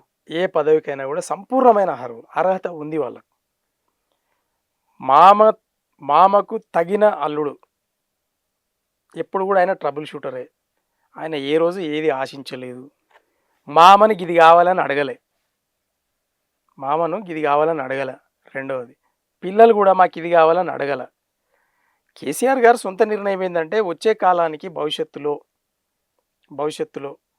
నాలాగనే తీవ్రంగా తెలంగాణ పోరాట యోధుడిగానే ఉండాలి కాబట్టి కార్యకర్తలను తయారు చేసుకోవాలి అనే ఉద్దేశంతో చాలామంది అనుకుంటారు ఆ, వీళ్ళని ముగ్గురిని ఎక్కువ ప్రేమ చేస్తాడేమో, హరీష్ రావు గారిని కానీ, కవితమ్మని కానీ, కేటీఆర్ కనిపిస్తోంది గారిని. కదా. వినండి వినండి, మీకు తెలియని విషయం ఏంటంటే వాళ్ళు ఈ రోజు వరకు భయపడతారండి ముందలుకోవడానికి, ముందలుకొని నిలబడడానికి కూడా భయపడతారంటే మీరు నమ్ముతారా? వాళ్ళు చాలా దూరం ఉంటారు. ఇతర నాయకులే ఇతర నాయకులు ఆయన దగ్గరికి వెళ్తారు, వీళ్ళు చాలా హానర్గా అందరినీ గౌరవిస్తారు. అలాంటిది అసలు పార్టీలో లేనే లేదండి. మాకు అందుకే చాలా చక్కగా అనిపిస్తుంది ఏంటంటే అన్ని అర్హతలు ఉన్నటువంటి కుటుంబం అది. దాన్ని నాయకత్వంలో పనిచేయడానికి ఎవరికి ఇబ్బంది ఏమి ఉండదు. ఏం సార్ అంటే ఎరవ పర్వ చూసుడో లేకపోతే పక్షపాత వైఖరి వహించడము అలాంటిది ఏం లేదు. వాళ్లకు నిష్పక్షపాతంగా కులము, మతము, ప్రాంతము, ఈ ఊరు, ఆ ఊరు, ఆ జిల్లా, ఈ జిల్లా ఇలాంటివి అస్సలు లేవండి. అలాంటి స్పష్టమైన కుటుంబం అది. కాబట్టి వాళ్ళు ప్రతిదానికి అర్హులే, ప్రతిదానికి అర్హులే. ఈరోజు హరీష్ రావు గారు ఆయన ఏ రోజైతే నేను ఇంతకుముందు శ్రీకృష్ణుడు కేసీఆర్ గారు అన్నానో, నిజంగా కూడా ఈరోజు ఆ స్టేటస్ ఉన్న ఏకైక నాయకుడు కేసీఆర్ గారు స్టేటస్ ఉన్న ఏకైక నాయకుడు హరీష్ రావు గారు మొత్తం పార్టీలో. ఆయన ఎందుకు వెళ్తే పడతాడు, ఆయన ఎందుకు వెళ్తే పడతాడు? ఈరోజు మీకు చెప్తా, ఇగో పెద్దలు పోయిన తర్వాత కుటుంబము ఆగమవుతుంది అని అంటే తర్వాత ముచ్చటది. కానీ ఈరోజు మనము బాల్ ఠాక్రే గారు ఉన్నారు. బాల్ ఠాక్రే హిస్టరీ మీరు చూడండి, తెలిసిపోద్ది. అంత మాత్రానికి వాళ్ళు కుటుంబ సభ్యులు కాకుండా పోతారా? కాదు కదా. అన్నప్పుడు ఎవరి అర్హత వాళ్ళకుంది, ఎవరి బలం వాళ్ళకుంది, ఎవరి మేధస్సు వాళ్ళకుంది. తర్వాత దీంట్లో ప్రత్యేకంగా హరీష్ రావు గారు నిజంగా కూడా బ్యాక్ బోనే పార్టీకి. వీళ్ళిద్దరు భావబామరుదులే. ఎట్లయినా పెద్దోడే హరీష్ రావు గారు కేటీఆర్ గారి కంటే. అయితే ఇక్కడ స్పష్టత ఏంటంటే ఆయనతో పాటుగా సరి సమానంగా లెవెల్లో కొట్టుకొని వచ్చి భాష మీద పటిష్టమైన పట్టు కేటీఆర్ గారికి. మీరు ఇంగ్లీష్ ఫ్లూయెంట్ మాట్లాడగలుగుతాడు, హిందీ ఫ్లూయెంట్ మాట్లాడగలుగుతాడు, ఉర్దూ మంచిగా మాట్లాడగలుగుతాడు, తెలుగు అయితే మీకు చెప్పనవసరం లేదు. అంటే దాదాపు 5-6 భాషలు కొట్టుకొని వస్తాడు. ఎవరు? కేటీఆర్ గారు. అంటే ఈ గొప్పతనాన్ని మనం కాదందామా? ఈ గొప్పతనాన్ని బేరీజు వేస్తూ హరీష్ రావు గారు తక్కువ అందామా? లేదు కవితమ్మ తక్కువ అందామా? కాదు కదా. భాష లేకపోతే ఏముంటుంది? ఈరోజు మన మోదీ గారు వెళ్ళిర్రు, తర్వాత మన అమెరికా అధ్యక్షులు ట్రంప్ ఇద్దరు మనం చూసినాం, మీటింగ్ చూసినాం. భాష ఆయన భాషలు ఆయన మాట్లాడి, ఈయన భాష ఏం పోతుంది? అవతల అనువాదకులు ఉండనే ఉంటారు కదా. అంత మాత్రానికి హరీష్ రావు గారు తక్కువవుతాడా? కేటీఆర్ గారు ఎక్కువవుతారా? కవితమ్మ తక్కువవుతుందా? కాదు కదా. కాబట్టి దే ఆర్ ఆల్ ఈక్వల్ అండి. కాబట్టి అది చాలా సంతోషకరమైన విషయం ఏంటంటే ఒక వారసులు అనే వాళ్ళు ఎంత తీక్షణంగా ఉండాలి, పటిష్టంగా ఉండాలి అనేది కేసీఆర్ గారు ఆనందపడతారే తప్పిస్తే దానికి ఏముంటుంది చెప్పండి.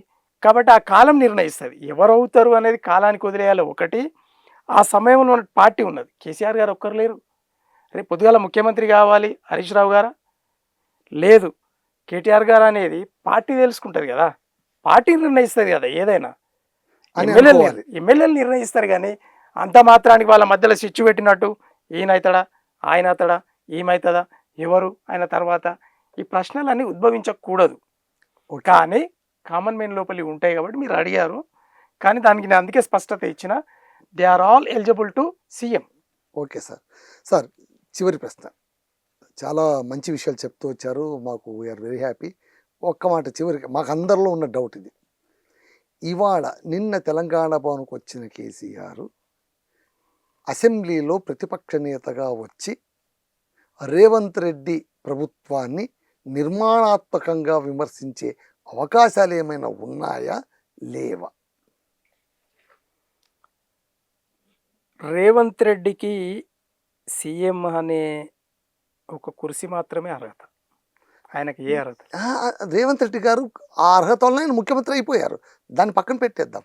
ఒక ప్రతిపక్ష నేతగా అదే చెప్తున్నా, ఆయన అక్కడ వచ్చి ప్రభుత్వాన్ని ముందుకు, అంటే ఒక ప్రతిపక్ష నేతగా సజావుగా నడిపించేటువంటి అవకాశాన్ని పట్టుకునే సందర్భం ఉంటుందా, ఉండదా?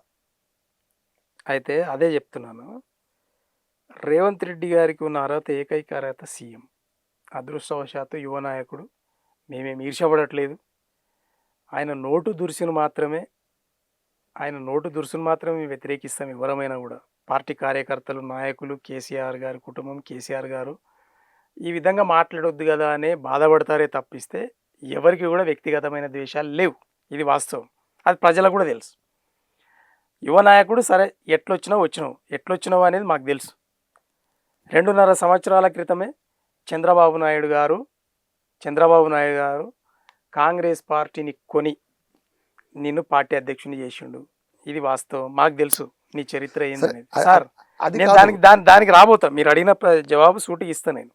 అయితే నీ చరిత్ర అది, నీకు అర్హత లేదు. అయినా నీ అదృష్టం మంచిగా ఉంది, దానికోసమే కష్టపడగా అయినవేమో. కానీ దాంట్లో 99.99% అంటే 1% నీ అదృష్టం కలిసి వస్తే దానికి కారణం కూడా కేసీఆర్ గారు అనేది ఒప్పుకోవాల్సిన అవసరం ఉంది. ఎట్లా? స్వరాష్ట్రమే రాకపోతే, ఈ కుర్చీ లేకపోతే నువ్వు సీఎం అనే పదం ఏడొస్తుంది? మీ గురువు గారు చంద్రబాబు నాయుడు గారికి వీడు గట్టోడు ఉండరా భయ్, వీడు మొండోడు, ఏమైనా చేస్తాడంటే మీకు చెప్తా. ఇప్పుడు మళ్ళీ ఎగ్జాంపుల్, 5 కోట్లకు ఎమ్మెల్సీని కొందామని మాట్లాడి 50 లక్షలు అడ్వాన్స్ ఇయనికి కూడా పోయిండు, గురువు మాట ఇని. సరే, ఇప్పుడు A1 ఎవరు, A2 ఎవరు మీకు తెలుసు. అంటే నేను చెప్తున్నా, వీడు ఏమైనా చేస్తాడు, వీని కోసం నాకు ఇంత త్యాగం చేసిండు, దొంగగా ముద్ర పడ్డాడు లైవ్లో, కానీ ఏదో ఒకటి చేయాలి నేను మా శిష్యునికి అని చెప్పి ఈరోజు ముఖ్యమంత్రి కుర్చీ చంద్రబాబు నాయుడు గారిది, నీది కాదు. కానీ రావడానికి స్వరాష్ట్రం తెచ్చినటువంటి కేసీఆర్ గారిది. కాబట్టి ఈయనకు జమీన్ ఆస్మాన్ ఫరకు తేడా. అందులో భాగంగానే స్వయంగా హెడ్ టు హెడ్ తిట్టినటువంటి రేవంత్ రెడ్డి గారు కుర్చీ మీద ఉన్నంత వరకు అసెంబ్లీలో కేసీఆర్ గారు రారు, మాట్లాడారు. అందుకే ప్రజాపక్షంలో ప్రజలలో ఉంటాం మేము, అంటే ప్రజలలో ఉంటామండి మేము. మీరు ఒక మాట చెప్పండి, కేసీఆర్కు రేవంత్ రెడ్డి పైన లేదా బీఆర్ఎస్కు రేవంత్ రెడ్డి పైన ఏమైనా ఉండొచ్చు, కానీ గెలిపించింది మాత్రం ప్రజలే కదా. 100%. మళ్ళీ ప్రజల కోసమైనా ఆయన రావాల్సిన ప్రజల కోసము. నేను ఇంతకుముందు అన్నా, మా వాళ్ళు they are all too eligible for CM కుర్సీ అని నేను అన్నా కదండి. హరీష్ రావు గారిని గెలవమని చెప్పండి రేవంత్ రెడ్డి గారికి, ఏం అడ్మినిస్ట్రేషన్ ఉంది నీ దగ్గర. మా కేటీఆర్ గారిని గెలవమని చెప్పండి మీకు దమ్ము ధైర్యం ఉంటే.